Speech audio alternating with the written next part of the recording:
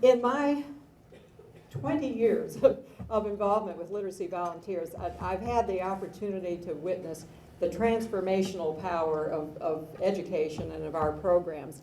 And rather than having me tell you about that, we're pleased that we have 3 of our students who are here this morning to share their personal stories. And I want to tell you that it takes great courage for these folks to come forward and talk to us, but we are so proud of what they've accomplished, and I am delighted to introduce the first student to you, Sober.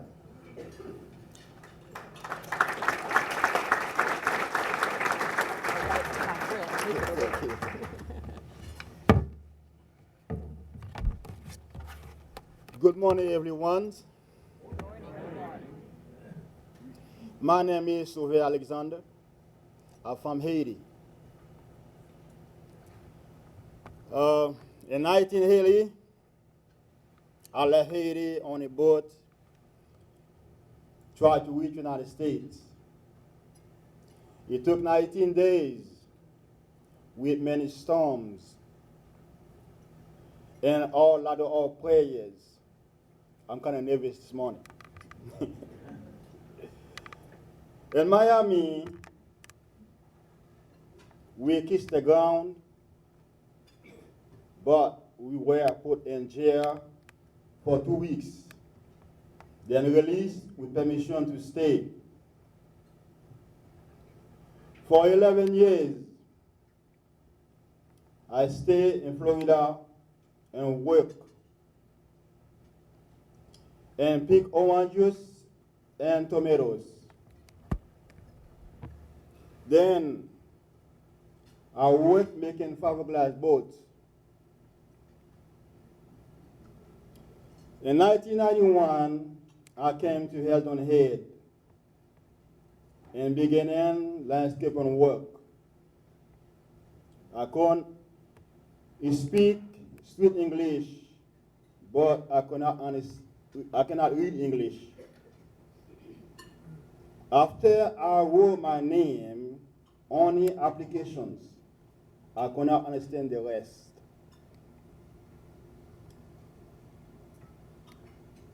I was embarrassed to ask for help all the time. It was not fun. About 4 years ago, my wife saw a poster about literacy volunteers. She said I should call and arrange for lessons. I was embarrassed to call, so she did that for me.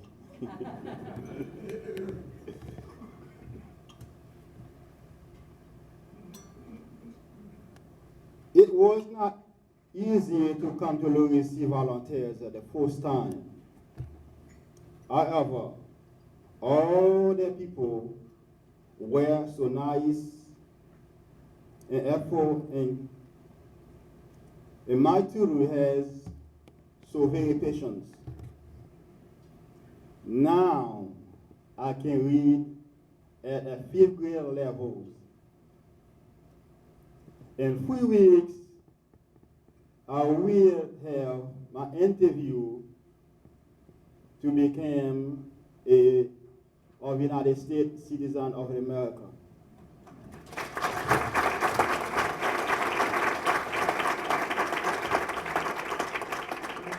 I thank you all for what you have done for me.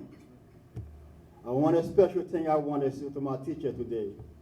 It's not the teacher, it's your brain recycled. You recycle my brain well. I will continue with him.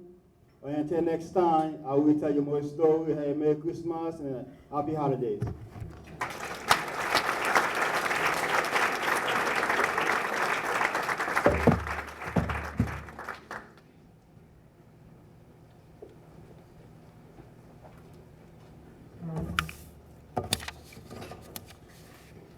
Hello, everybody. Let me introduce myself. My name is Amy Lu Chen. I came from southeast part of China. I graduated from Fujian International Business and Economic College in China with a degree in international business. I've been here for 1.5 years. I'm so pleased to stand here this morning and speak to you, but I'm a little bit nervous right now. I have been studying as literacy volunteer of the Lowcountry for 1 year. I learned a lot from my teachers. I want to thank my first teacher, Paul. He taught me how to pronounce words, how to use conversation, and some general history of the United States, which helps me better understand America. Also, I want to thank my second teacher, Judy. She's teaching me how to write essays, as well as helping me enroll in technical college of the Lowcountry successfully. At the same time, I want to thank Barbara, who is my mother's teacher. My mother is also a student there for 1 year.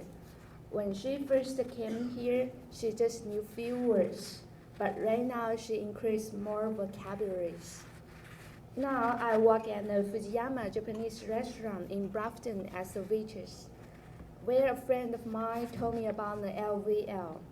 After learning there a few months later, I can better understand phone call and attend my brother's high school parents meeting. That makes me more comfortable. I have a dream. My dream is to become a businesswoman. Alright, thanks again for LVL. They provide me a variety of sources to study English. They make my life more easier. I'm so excited to stand here to share my experience to you. Thanks a lot. You have a great afternoon.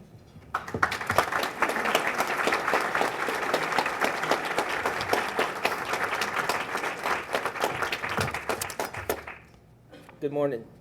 My name is Mark Ross. I appreciate having this opportunity to tell me my story and how this program is helping me. For some time, I've been thinking about what I'm going to do as I get older. You see, I never finished high school. Over the past 11 years, I've actually have been running my own landscaping business. A while ago, I did have an opportunity for a career position, but found that I did not have the necessary educational requirements. It's become obvious to me that better career opportunities means having a better education. One day while next door for irrigation supplies, I decided to visit the LVL. After losing out on the career opportunity, I decided it was time to work on my GED. When I walked into LVL, Deborah, the site manager, met me right away. Deborah was very encouraging, yet was not overbearing. Her enthusiasm and helpfulness gave me the incentive to start right away. I took a placement test, and Deborah assigned Ted as my tutor, and we were on our way. We started working on math using the programs in the computer lab. I found that the LVL programs and materials to be very helpful and easy to understand. But most important, it is the volunteers who are helping and encouraging me to keep going. When I've been in the computer lab without my tutor, other volunteers have stepped in to help me.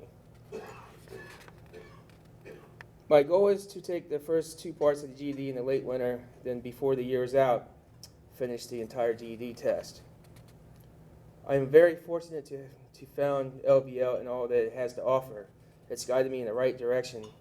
I want to thank Tutor Ted, as all the volunteers and all the other volunteers for their encouragement and help. Thank you for letting me tell my story.